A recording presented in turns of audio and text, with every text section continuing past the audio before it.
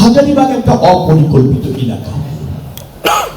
একজন আর্কিটেক্ট বলছেন যে রাজুকের উদ্যোগে যদি কোনো পরিকল্পনা করা যায়, রাজু যে পরিকল্পনা নিতে চায় তাতে জনগণের আবার সমর্থন নাই।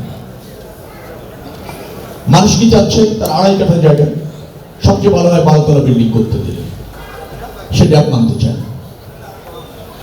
যদি বলা হয় যে অনেকগুলি প্লট এক করে আমরা ফায়ারের সুবিধা বেশি নিয়ে একটা বহুতল ভবন করি, মিনিমাম 50% জায়গা ছেড়ে দিই, আপনি যত আর্কিটেক্ট জানেন 50% জায়গাতে ছেড়ে দিই, রাস্তার জন্য ছাড়ি, গার্ডেনিং এর জন্য ছাড়ি, সব অধিকার। এই আইন দেশ ধ্বংস হয়ে যাবে, আমার সম্পদ চলে গেছে।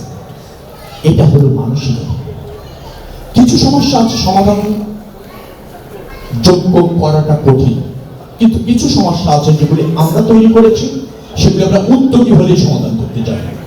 বিশেষ করে সেবা খাত, সিটি কর্পোরেশন, তিতাস, ডেসা, ওয়াসা, এই সেবা খাতের আমাদের যে অধিকার আছে সেটা অব্যবস্থাপনার কারণে আমরা বঞ্চিত হচ্ছি। সেটাকে নিশ্চিত করা যাবে, কারণ আমিও এই কাছাকাছি নাগরিক সুবিধা সমৃদ্ধ এলাকায় বাস করি।